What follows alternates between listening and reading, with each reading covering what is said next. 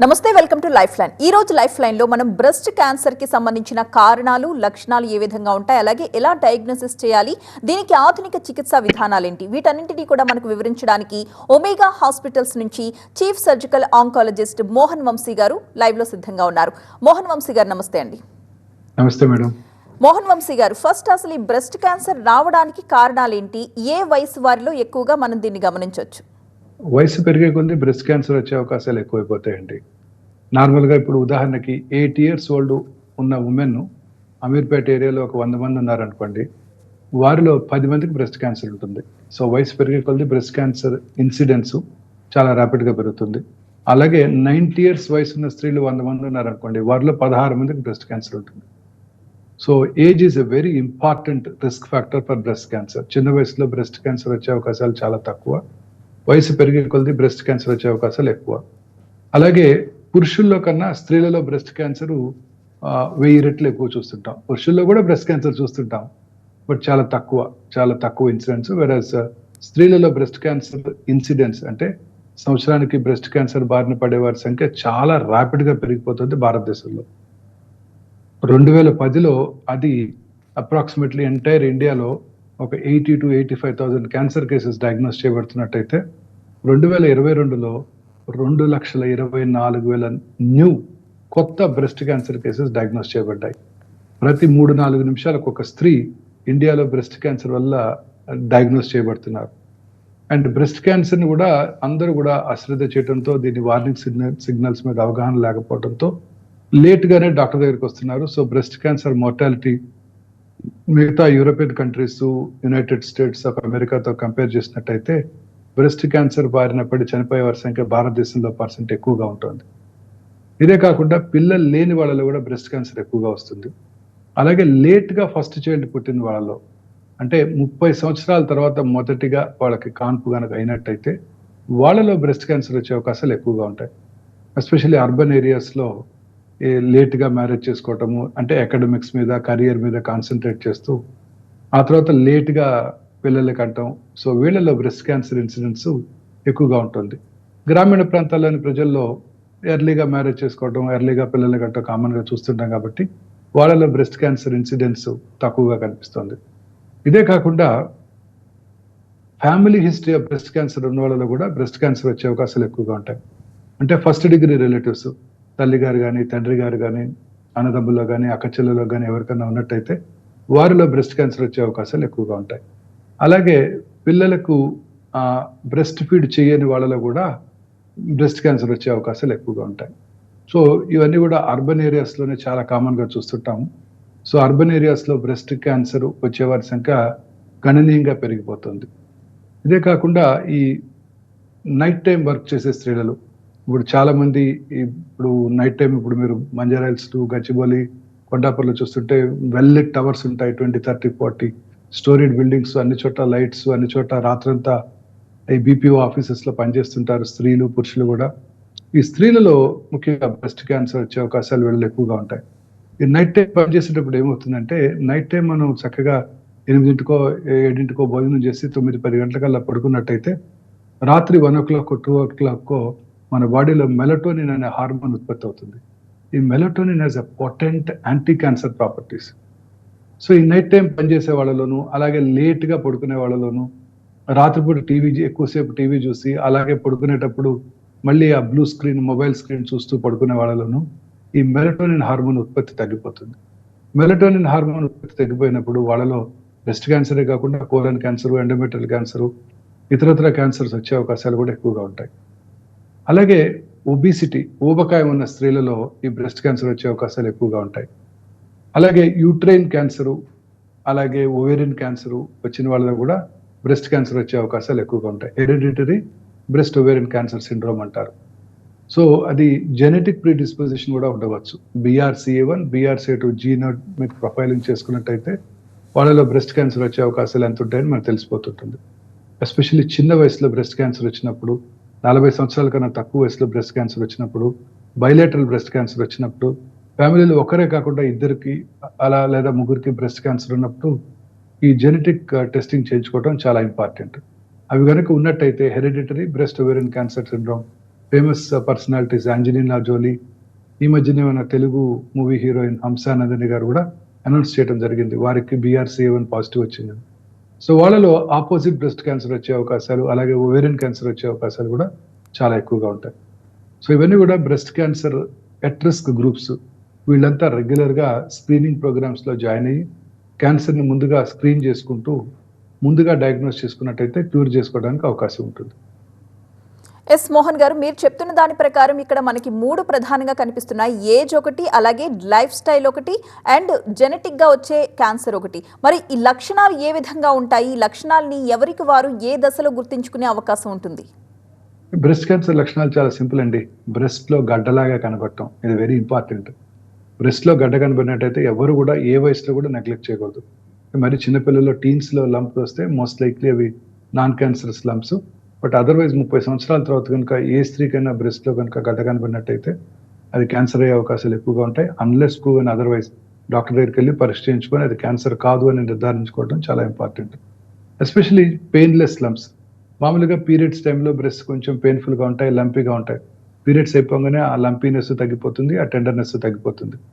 అలా తగ్గకుండా లంప్ పర్సిస్టెంట్గా ఉన్నట్టయితే, పెయిన్లెస్ లంప్ ఉన్నట్టయితే మాత్రం అశ్రద్ధ చేయకూడదు. అలాగే బ్రెస్ట్ యొక్క సైజులో కానీ షేప్లో కానీ మార్పు రావటం, రెండిట్లో ఏదో ఒకటి సడన్గా సైజులో కానీ షేప్లో కానీ మార్పు వచ్చినట్టయితే అశ్రద్ధ చేయకూడదు. బ్రెస్ట్ యొక్క స్కిన్ ముడతలు పడినట్టు ఉండటం, బ్రెస్ట్ యొక్క స్కిన్ మీద నరాలు అంటే వీనస్ ఎంగార్జ్మెంట్ వెయిన్స్ నరాలు ఉబ్బి ఉండటం, ఇవన్నీ కూడా బ్రెస్ట్ క్యాన్సర్ ముఖ్య లక్షణాలు. అలాగే నిప్పుల నుంచి blackish, brownish or bloody discharge వచ్చినట్టయితే అది కూడా వెరీ ఇంపార్టెంట్ వార్నింగ్ సిగ్నల్. అలాగే నిప్పుల మీద పుండులాగా పట్టడం, నిప్పుల ఏరియాలో కాంప్లెక్స్ ఒక పక్కకు లాగబడి ఉండటం, అంటే రెండు ఒకే లెవెల్లో ఉండకుండా రెండు కూడా ఒక పక్కకు లాగబడి ఉండటం. అలాగే అండర్ ఆర్మ్స్లో లంప్స్ రావటం, ఇవన్నీ కూడా బ్రెస్ట్ క్యాన్సర్ ముఖ్య లక్షణాలు. అంటే ఈ లక్షణాలు ఉన్నట్టయితే క్యాన్సర్ ఉన్నది అని కాదు, బట్ ఈ లక్షణాలు ఉన్నట్టయితే అశ్రద్ధ చేయకుండా వారి దగ్గరలో ఉన్న వారి ఫ్యామిలీ డాక్టర్కి, లేడీ డాక్టర్కో లేకపోతే దగ్గరలో ఉన్న సర్జన్కో చూపించుకోవటం చాలా ఇంపార్టెంట్. ఎందుకంటే అలా ఉన్నప్పుడు వారికి పరీక్ష చేయించుకొని సర్జన్తోనో లేడీ డాక్టర్ గారితోనో పరీక్ష చేయించుకొని అది క్యాన్సర్ కాదు అని నిర్ధారణ చేసుకోవడం చాలా ఇంపార్టెంట్. సో మోహన్ గారు, ఇందాక మీరు స్క్రీనింగ్ అటెండ్ అవుతూ ఉండాలి అన్నారు కదా, ఈ స్క్రీనింగ్ అంటే ఏంటి, ఎలా చేస్తారు? Breast cancer screening is very important అండి. ఎందుకంటే క్యాన్సర్ స్క్రీనింగ్ ద్వారానే మనం ఎర్లీగా బ్రెస్ట్ క్యాన్సర్ని గుర్తించవచ్చు. క్యాన్సర్ స్క్రీనింగ్లో 3 ఆర్మ్స్ ఉంటాయండి. ఒకటి సెల్ఫ్ ఎగ్జామినేషన్, వారికిగా వారు వారి శరీరం మీద అవగాహన పెంచుకోవటం, విచ్ ఇస్ వెరీ ఇంపార్టెంట్. ప్రతి స్త్రీ కూడా 30 సంవత్సరాలు వచ్చిన దగ్గర నుంచి నెలకు ఒకసారి, preferably A week after their periods అయిపోయిన ఒక 1 వీక్ తర్వాత, ఎందుకంటే అప్పుడు మోస్ట్ సప్పులుగా ఉంటాయి కాబట్టి రైట్ చెస్ట్ని లెఫ్ట్ హ్యాండ్తోను, లెఫ్ట్ చెస్ట్ని రైట్ హ్యాండ్తోను, ఫ్లాట్ ఆఫ్ ద హ్యాండ్తో ఎగ్జామిన్ చేసుకున్నట్టయితే ఖచ్చితంగా ఒక సిస్టమేటిక్గా పైనుంచి కిందకి లేకపోతే సెంటర్ నుంచి పెరిఫరీకి చూసుకున్నట్టయితే వారి శరీరం మీద వారికి అవగాహన పెరిగి అతి చిన్న మార్పులను కూడా వారు గుర్తించడానికి వీలుంటుంది. Very important. చిన్నగానే మార్పులు ఉన్నట్టయితే ఇమీడియట్గా వారి దగ్గరలో ఉన్న వారి ఫ్యామిలీ ఫిజిషియన్ని సంప్రదించాల్సి ఉంటుంది. ఇదే కాకుండా మ్యామోగ్రఫీ పరీక్ష ఇస్ వెరీ ఇంపార్టెంట్. చాలా మందిలో చాలా అపోహలు ఉన్నాయి. మ్యామోగ్రఫీ పరీక్ష చేసుకుంటే ప్రతిసారి చేయించుకుంటే రేడియేషన్ ఎక్స్పోజర్ ఉంటుంది. ఇప్పుడు కొత్త మ్యామోగ్రఫీ టెక్నాలజీ అందుబాటులోకి వచ్చింది, డిజిటల్ మ్యామోగ్రఫీ, అలాగే 3D డిజిటల్ మ్యామోగ్రఫీ. వీటి ద్వారా బ్రెస్ట్కి వచ్చే రేడియేషన్ ఎక్స్పోజర్ చాలా తక్కువగా ఉంటుంది. మ్యామోగ్రఫీ పరీక్షలో screen film mammography, ultrasound mammography రెండు కూడా కాంపోనెంట్స్ ఒకదానికొకటి కాంప్లిమెంటరీగా ఉంటాయి. ఈ రెండు కూడా ఎట్ ఎ టైం చేయడం జరుగుతూ ఉంటుంది. ఈ మ్యామోగ్రఫీ పరీక్ష చాలా ఇంపార్టెంట్. ఏంటంటే baseline mammogram up to 30, ఆ తర్వాత depending on the risk factors 35కి ఒకసారి, 40కి ఒకసారి, 40 తర్వాత రిస్క్ ఫ్యాక్టర్స్ ఉన్నట్టయితే 2 సంవత్సరాలకు ఒకసారి, 50 తర్వాత మాత్రం ప్రతి స్త్రీ కూడా సంవత్సరానికి ఒకసారి 65 ఇయర్స్ వరకు రెగ్యులర్గా డిజిటల్ మ్యామోగ్రామ్ లేదా 3D డిజిటల్ మ్యామోగ్రఫీ చేయించుకోవడం ద్వారా మనం ఆ బ్రెస్ట్ క్యాన్సర్ రావటాన్ని ముందుగా గుర్తించవచ్చు. అలా ముందుగా గుర్తించినట్టయితే క్యూర్ చేయడానికి అవకాశం ఉంటుంది. అలాగే ఈ మ్యామోగ్రఫీ పరీక్షతో పాటు రెగ్యులర్గా సంవత్సరానికి ఒకసారి వారి ఫ్యామిలీ ఫిజిషియన్నో, ట్రైన్డ్ నర్స్నో, లేడీ డాక్టర్నో కలవటం, అదే టైంలో వారి దగ్గర వారితో ఒకసారి బ్రెస్ట్ ఎగ్జామిన్ చేయించుకోవటం, మరి ఓన్ ఇంటి పక్కన ఉన్న లేడీ డాక్టర్తోనో, ట్రైన్డ్ నర్స్తోనో ఎగ్జామినేషన్ చేయించుకోవటం, అలాగే బ్రెస్ట్ ఎగ్జామినేషన్ ఎలా చేసుకోవాలి అని వాళ్ళ దగ్గర నుంచి నేర్చుకోవటం, అదే టైంలో ఒక చిన్న పాప్స్మియర్ టెస్ట్ కూడా చేయించుకున్నట్టయితే లేడీ డాక్టర్ గారి ద్వారా సెకండ్ కామనెస్ట్ క్యాన్సర్ స్త్రీలలో గర్భసంచి ముఖద్వార క్యాన్సర్ కూడా మనం ఎర్లీగా ఐడెంటిఫై చేయడానికి అవకాశం ఉంటుంది. సో ఈ 3 ఆర్మ్స్ వెరీ ఇంపార్టెంట్. కొన్నిసార్లు స్కార్డ్ బ్రెస్ట్ అంటే చిన్నప్పుడు లంపెక్టమీస్ జరిగి, లేదా కొన్నిసార్లు కొంతమంది విమెన్లో ఇంప్లాంట్స్ ఉండటం, కొన్నిసార్లు బ్రెస్ట్ చాలా హార్డ్గా ఫైబ్రోస్డ్గా ఉండటం, అంటే చిన్నపిల్లలు ఎస్పెషల్లీ చిన్న వయసులో, ఇలాంటి వాళ్ళలో మ్యామోగ్రఫీ కన్నా ఎంఆర్ఐ ఎగ్జామినేషన్ చాలా యూస్ఫుల్గా ఉంటుంది. MRI both breast with dynamic కాంట్రాస్ట్తో కనుక చేసినట్టయితే ఎటువంటి రేడియేషన్ ఎక్స్పోజర్ లేకుండా అతి చిన్న లంపను కూడా ఐడెంటిఫై చేయడానికి అవకాశం ఉంటుంది. ఇప్పుడు కొత్తగా పెట్ ఎంఆర్ మ్యామోగ్రామ్ అందుబాటులోకి వచ్చింది. Same MRI with artificial intelligence powered 3 Tesla MRI with PET scan. PET scan అంటే మనం ఇక్కడ ఎఫ్డిజి అనే ఫ్లోరో డియాక్సి గ్లూకోజ్ అనే కెమికల్ ఇంజెక్ట్ చేయడం జరుగుతుంది. తద్వారా మ్యామోగ్రామ్లో కనబడిన లంపలో క్యాన్సర్ ఉన్నది లేనిది చాలా యాక్యురేట్గా 100% యాక్యురసీతో ఐడెంటిఫై చేయడానికి అవకాశం ఏర్పడింది. దీన్నే పెట్ ఎంఆర్ మ్యామోగ్రఫీ అంటారు. ఎస్పెషలీ విమెన్ చిన్న వయసులో లంప్స్ వచ్చినప్పుడు, స్కార్డ్ బ్రెస్ట్లో ఉన్నప్పుడు, మల్టిపుల్ లంప్స్ ఉన్నప్పుడు, డౌట్ఫుల్గా ఉన్నప్పుడు మ్యామోగ్రఫీలో ఈ పెట్ ఎంఆర్ మ్యామోగ్రఫీ ద్వారా మనం చాలా యాక్యురేట్గా అది అసలు లంపు ఎలాంటి లంపు, క్యాన్సరస్ లంపా కాదా అనేది చాలా యాక్యురేట్గా ఐడెంటిఫై చేయడానికి అతి చిన్న లంప్స్ 2 to 3 millimeter లంప్స్ని కూడా క్యాన్సరస్గా ఉన్నట్టయితే ఐడెంటిఫై చేయడానికి అవకాశం ఏర్పడింది. మోహన్ గారు, బ్రెస్ట్ క్యాన్సర్కి సంబంధించి ఇది ఎన్ని స్టేజెస్లో ఉంటుంది? ఏ స్టేజ్లో మళ్ళీ లక్షణాలు మళ్ళీ చేంజ్ అయ్యే అవకాశం ఉంటుందా? అలాగే డయాగ్నోస్ గురించి కూడా ఎక్స్ప్లెయిన్ చేయండి. బ్రెస్ట్ క్యాన్సర్ ఫస్ట్ డయాగ్నోస్ చేయడానికి మోస్ట్ ఇంపార్టెంట్ బయాప్సీ పరీక్ష చేయాల్సి ఉంటుందండి. బయాప్సీ అనగానే చాలా మందిలో అపోహలు ఉంటాయి.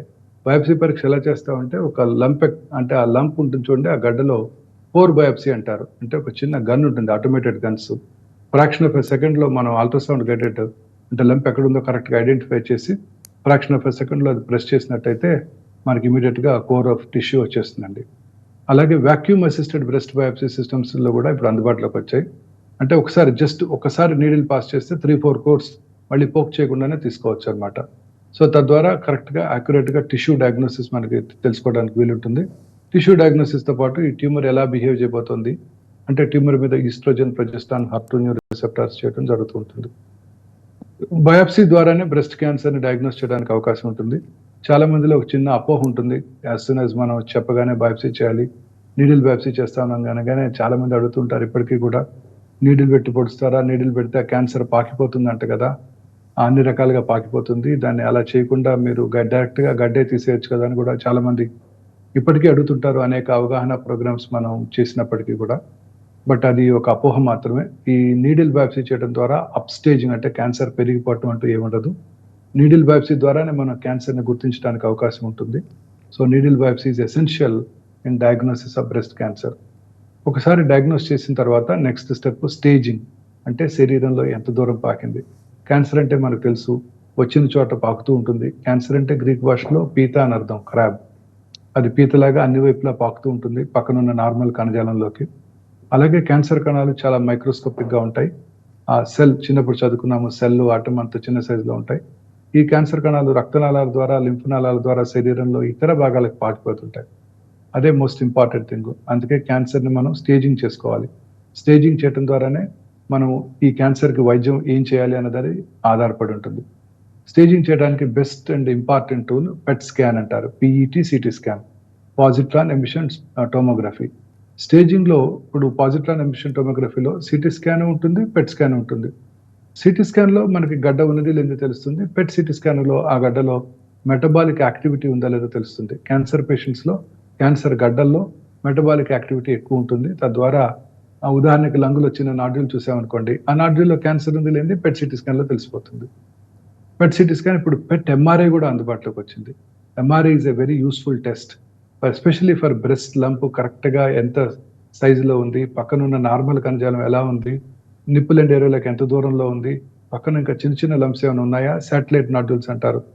వీటన్నిటి కూడా MRI చాలా యూస్ఫుల్. ఫస్ట్ టైం డిజిటల్ పెట్ MRI హైదరాబాద్లో అందుబాటులోకి రావడం జరిగింది.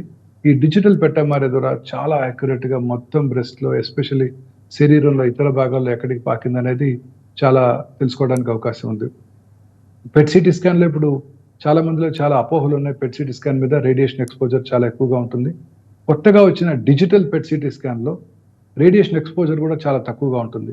ఎనలాగ్ పెట్ CT స్కాన్తో కంపేర్ చేసినట్టయితే, అంటే నార్మల్ పెట్ CT స్కాన్తో కంపేర్ చేసినట్టయితే డిజిటల్ పెట్ CT స్కాన్లో రేడియేషన్ ఎక్స్పోజరు లెస్ దాన్ 1/3 ఉండబోతోంది. నార్మల్ పెట్ సిటీ స్కాన్లో 24 to 23 millisieverts of radiation వచ్చినట్టయితే డిజిటల్ పెట్ స్కాన్లో జస్ట్ 9 to 10 మిల్లీ సివరెట్స్తోనే complete entire body PET CT scan చేయడానికి అవకాశం ఉంది.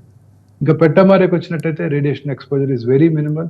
95% less than analog PET CT స్కాన్తో పెట్టమారే మనం రేడియేషన్ ఎక్స్పోజర్ లేకుండా చేసుకోవడానికి అవకాశం ఉంటుంది. చాలాసార్లు ఎస్పెషల్లీ మెటాస్టాటిక్ బ్రెస్ట్ క్యాన్సర్ పేషెంట్స్లో రిపీటెడ్గా పెట్ స్కాన్ చేసినప్పుడు పెట్ సిటీ కాకుండా పెట్టమారే చేసినట్టయితే రేడియేషన్ ఎక్స్పోజర్ని పూర్తిగా మినిమైజ్ చేయగలుగుతాం. సో ఈ స్టేజింగ్ ద్వారా క్యాన్సర్ ఏ స్టేజ్లో ఉన్నది అని తెలుసుకొని దాన్ని బట్టి మనం ట్రీట్మెంట్ ప్లాన్ చేయడం జరుగుతూ ఉంటుంది. మోహన్ గారు, ట్రీట్మెంట్కి సంబంధించి మనకి 3 స్టేజెస్ కనిపిస్తున్నాయి: సర్జరీ, కీమో అండ్ రేడియేషన్. ఈ 3 స్టేజెస్ గురించి మనం ఎప్పుడు కూడా మాట్లాడుకుంటూ ఉన్నాము. వీటితో పాటుగా ఆధునిక చికిత్సా విధానాలు ఏవైనా అందుబాటులోకి వచ్చాయి, అంటే పెయిన్లెస్ ట్రీట్మెంట్? బ్రెస్ట్ క్యాన్సర్ మనం ఎర్లీగా గుర్తించినట్టయితే surgery is the only treatment. Surgery చేయడం ద్వారానే మనం ఆ బ్రెస్ట్ క్యాన్సర్ పేషెంట్ని క్యూర్ చేయడానికి అవకాశం ఉంటుంది. చాలా మందిలో చాలా అపోహలు ఉన్నాయి, సర్జరీ అనగానే మొత్తం బ్రెస్ట్ తీసేస్తారని. క్యాన్సర్ని కనుక మనం ముందుగా గుర్తించినట్టయితే మొత్తం బ్రెస్ట్ తీయకుండా ఆ గడ్డ వరకే తీసి ఆ తర్వాత అది ఎక్కడికైతే పాకటానికి అవకాశం ఉందో చంకలో ఉండే లింఫ్ గ్లాండ్స్ కూడా తీసివేయడం జరుగుతూ ఉంటుంది. తద్వారా మనం యాక్యురేట్గా క్యాన్సర్ని స్టేజింగ్ చేయడానికి అవకాశం ఏర్పడుతుంది. అలాగే ఫ్యూచర్ ట్రీట్మెంట్ని డిజైన్ చేయడానికి కూడా అవకాశం ఉంటుంది. ఈ మధ్యకాలంలో ఆంకోప్లాస్టిక్ బ్రెస్ట్ సర్జరీ అందుబాటులోకి వచ్చింది. ఆంకోప్లాస్టిక్ బ్రెస్ట్ సర్జరీ అంటే combining the principles of plastic surgery at the same time not compromising on oncological principles. Oncological principles ఏంటండి? క్యాన్సర్ గడ్డని దూరంగా తీయాలి, అది ఎంతవరకు పాకటానికి అవకాశం ఉందో వాటిని దాటి వెళ్ళి తీయాల్సి ఉంటుంది. దానికి మనకు ఫ్రోజన్ బయాప్సీ అందుబాటులో ఉంటుంది. ఫ్రోజన్ బయాప్సీ ద్వారా చాలా యాక్యురేట్గా మనం క్యాన్సర్ గడ్డని పూర్తిగా తీసివేసామో లేదా తెలుసుకోవడానికి అవకాశం ఉంటుంది. అలాగే చంకలో ఉన్న గ్లాండ్స్ తీయటానికి కూడా ఇప్పుడు కొత్తగా సెంటినల్ లింఫ్ నోడ్ బయాప్సీ చేస్తున్నాం. అంటే చంకలో ఉన్న గ్లాండ్స్, ఆంపిట్లో ఉన్న గ్లాండ్స్ ఇన్వాల్వ్ అయ్యాయా లేవా ముందుగా తెలుసుకోవడానికి ఈ సెంటినల్ నోడ్ బయాప్సీ పరికరం ఉపయోగపడుతుంది. ముందుగా టెక్నీషియం రేడియో యాక్టివ్ కొలైడ్ ఇచ్చి అది ఏ లింఫ్ గ్లాండ్ దాన్ని మొదటగా రిసీవ్ చేసుకుంటుందో చూసుకొని ఆ లింఫ్ గ్లాండ్ వరకే తీసేసి అది కనుక పాజిటివ్ ఉన్నట్టయితే మిగతా లింఫ్ గ్లాండ్స్ తీయటం జరుగుతూ ఉంటుంది.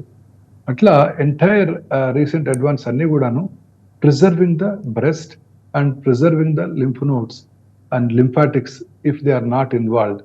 తద్వారా మనం పేషెంట్కి near normal shape, near normal size ఇవ్వగలుగుతుంటాం. ఈ ఆంకోప్లాస్టిక్ బ్రెస్ట్ సర్జరీ చేసినప్పుడు ఆపోజిట్ బ్రెస్ట్ ఎలా ఉందో ప్రిఫరబుల్గా అదే రకంగా దీన్ని మనం చేయడానికి అవకాశం ఏర్పడుతుంది. సో ఉదాహరణకి బ్రెస్ట్లో ఒక లంప్ తీసినట్టయితే అక్కడ కొంత కణజాలం తీసివేసినట్టయితే ఆబ్వియస్లీ కొంచెం బ్రెస్ట్ యొక్క షేప్లోను సైజులోను మార్పు వస్తూ ఉంటుంది. ఆ మార్పు కూడా రాకుండా ఆ కణజాలం డిఫెక్ట్ని మనం ఫిల్ చేయడానికి పక్కన ఉన్న నార్మల్ బ్రెస్ట్లో ఉన్న ఫ్యాట్ని ఉపయోగించుకుంటాము. లేదా మన శరీరంలో ఒకవేళ బ్రెస్ట్ సైజ్ చిన్నదిగా ఉండి మన శరీరంలో మిగతా చోట్ల టిష్యూ ఉంటుంది, ఎస్పెషల్లీ బిహైండ్ లాటిస్మస్ డోర్సీ అనే మజిల్ ఉంటుంది. ఆ మజిల్ని దాని యొక్క రక్త ప్రసారంతో కూడా తీసుకొచ్చి ఇక్కడ ఎక్కడైతే బ్రెస్ట్లో డిఫెక్ట్ ఉందో ఆ డిఫెక్ట్ని ఫిల్ చేయడం జరుగుతుంది. దాన్నే లాటిస్మస్ డోర్సీ ఫిలిన్ అంటారు, ఎల్డి ఫిలిన్. తద్వారా ఆపోజిట్ బ్రెస్ట్ ఏ సైజులో ఉందో అదే సైజులో ఈ ఆపరేటెడ్ సైడ్ కూడా మనం చేయడానికి షేప్ క్రియేట్ చేయడానికి అవకాశం ఉంటుంది. కొన్ని పరిస్థితుల్లో అంటే మల్టీ సెంట్రిసిటీ, బ్రెస్ట్ యొక్క ట్యూమర్ పెద్దదిగా ఉంది, బ్రెస్ట్ సైజ్ చిన్నదిగా ఉంది, మల్టిపుల్ శాటిలైట్ నాడ్యూల్స్ ఉన్నాయి, అలాంటప్పుడు బ్రెస్ట్ మొత్తం కూడా తీసివేయాల్సి వచ్చినట్టయితే అప్పుడు సేమ్ టైంలో బ్రెస్ట్ని రీకన్స్ట్రక్ట్ చేయడం జరుగుతుంది. మన పొట్టలో ఉండే ఒక మజిల్ రెక్టస్ అబ్డామినస్ మజిల్తో కానీ లాటిస్మస్ డోర్సీ మజిల్తో కానీ దాన్ని రీకన్స్ట్రక్షన్ చేసి ఆ రీకన్స్ట్రక్షన్ చేస్తున్నప్పుడే ఆపోజిట్ బ్రెస్ట్ సైజ్ కన్నా ఇది తక్కువ ఉన్నట్టే దాని కింద ఒక చిన్న ఇంప్లాంట్ పెట్టడం జరుగుతూ ఉంటుంది. తద్వారా same time same opposite side ఎంత ఉందో అదే సైజులో బ్రెస్ట్ కూడా రీకన్స్ట్రక్షన్ చేయడం జరుగుతూ ఉంటుంది. ఇలా ఈ న్యూటన్ సర్జికల్ పద్ధతుల ద్వారా మన పేషెంట్కి నియర్ నార్మల్ షేపు సైజు ఉన్న బ్రెస్ట్ ఇవ్వగలుగుతున్నాం. అలాగే ఈ ట్రీట్మెంట్ సర్జరీ అయిపోయిన తర్వాత ఈ స్పెసిమెన్ ఎగ్జాస్టివ్గా అనలైజ్ చేస్తారు ల్యాబ్లో పెథాలజిస్ట్ చేసి ఈ క్యాన్సర్ తిరిగి వచ్చే అవకాశాలు ఎంతవరకు ఉంటాయని తెలుసుకుంటారు. తిరిగి వచ్చే అవకాశాలు ఎక్కువగా ఉన్న వాళ్ళలో ఫర్దర్గా రేడియోథెరపీ కానీ, కీమోథెరపీ కానీ, టార్గెటెడ్ థెరపీ కానీ, హార్మోన్ థెరపీ కానీ ఇవ్వటం జరుగుతూ ఉంటుంది. కొంతమందికి అన్నీ కూడా ఇవ్వాల్సి ఉంటుంది. ఈ రేడియోథెరపీలో కూడా అనేక న్యూవర్ అడ్వాన్సెస్ అందుబాటులోకి వచ్చాయి. గడ్డ చిన్నదిగా ఉన్నప్పుడు ఇంతకు ముందులాగా మొత్తం బ్రెస్ట్కి 4 నుంచి 5 వారాల రేడియేషన్ లేకుండా జస్ట్ 5 రోజుల్లోనే రేడియేషన్ ఇచ్చే టెక్నాలజీ SBRT అంటారు. దాన్ని సైబర్ నైఫ్ ద్వారా stereotactic robotic radio surgery system ద్వారా మనం ఎక్కడైతే ట్యూమర్ ఉందో దాని పక్కనే రేడియేషన్ ఇవ్వడం జరుగుతుంటుంది. ఆపరేషన్ చేస్తున్నప్పుడే చిన్న గోల్డ్ ఫిడ్యూషియల్ పెట్టి ఆ తర్వాత సైబర్ నైఫ్ ద్వారా ఆ ఏరియాకి మాత్రమే రేడియేషన్ ఇచ్చే పరికరము ఈ SBRT అంటారు. దీని ద్వారా పక్కన ఉన్న బ్రెస్ట్ యొక్క స్కిన్ కలరేషన్ ఇచ్చి డిస్కలరేషన్ రాకుండా, బ్రెస్ట్ యొక్క కన్సిస్టెన్సీలో మార్పు రాకుండా మనం రేడియేషన్ ఇవ్వడం జరుగుతూ ఉంటుంది. ఇప్పుడు కొత్తగా artificial intelligence powered linear accelerators అందుబాటులోకి వచ్చాయి. ఈ కృత్రిమ మేధస్సుతో కూడిన పరికరాలతో మనం రేడియేషన్ చేసినప్పుడు చాలా ప్రిసైజ్గా రేడియేషన్ డోస్ని డెలివర్ చేసి, ఎస్పెషల్లీ లెఫ్ట్ సైడ్ రేడియేషన్ ఇస్తున్నప్పుడు పక్కన ఉన్న నార్మల్ హార్ట్ మీద కానీ లంగ్ మీద కానీ ఎటువంటి డోస్ పడకుండా చేసే కృత్రిమ మేధస్సుతో కూడిన లీనియర్ యాక్సిలరేటర్ పరికరాలు కూడా ఇప్పటికి మనకు హైదరాబాద్లో అందుబాటులోకి వచ్చాయి. వీటి ద్వారా రేడియేషన్ చికిత్స వలన ఎటువంటి సైడ్ ఎఫెక్ట్స్ లేకుండా బ్రెస్ట్ మీద కానీ, ఆ పక్కన ఉన్న నార్మల్ కణజాల మీద కానివ్వండి, హార్ట్ మీద కానివ్వండి, ఆ వెనకాల పక్కనే ఉండే ఊపిరితిత్తుల మీద కానీ ఎటువంటి రేడియేషన్ డోస్ పడకుండా, దుష్ప్రభావాలు కలగకుండా మనం రేడియేషన్ డెలివర్ చేయడానికి అవకాశం ఏర్పడింది ఈ సైబర్ నైఫ్ పరికరం ద్వారా. అలాగే కృత్రిమ మేధస్సుతో పనిచేసే లీనియర్ యాక్సిలరేటర్ పరికరాల ద్వారా. ఈ కృత్రిమ మేధస్సుతో కూడిన పరికరాలు రేడియేషన్ ఇస్తున్నప్పుడే కరెక్ట్గా రేడియేషన్ డోస్ ఎక్కడ డెలివర్ చేయాలి అనేది ఐడెంటిఫై చేసుకుంటుంది. చేశాక రోజు రేడియేషన్ ఇస్తున్నప్పుడు ఆ ఏరియాని మళ్ళీ చూస్తూ ఉంటుంది. అంటే ఈ కృత్రిమ మేధస్సుతో కూడిన పరికరంలో ఓన్ సిటీ స్కాన్ ఉంటుంది. దాంట్లోనే సిటీ స్కాన్ ద్వారా ఆ లొకేషన్ని కరెక్ట్గా ఐడెంటిఫై చేసి, ఒకవేళ చిన్న చేంజెస్ ఏమైనా ఉన్నట్టయితే అప్పటికప్పుడు ఆ చేంజెస్కి అడాప్ట్ చేసుకుని మళ్ళీ రేడియేషన్ రీప్లాన్ చేసి రేడియేషన్ డెలివర్ చేస్తుంది 2 లేక 3 నిమిషాల్లో. అదే మన హ్యూమన్ రేడియేషన్ ఆంకాలజిస్ట్ అదే పని చేయాలంటే 2-3 రోజులు పడుతుంది. సో ఈ కృత్రిమ మేధస్సు మనిషి మేధస్సు కన్నా 20,000 టైమ్స్ పవర్ఫుల్గా ఉంటుంది. తద్వారా రేడియేషన్ డోసు పక్కన ఉన్న నార్మల్ కణజాల మీద పడకుండా చూసుకుంటుంది. Right, thank you Mohan Vamsi garu. ఇది వాళ్ళ lifeline. Next news updates continue అవుతాయి. చూస్తూనే ఉండండి TV9.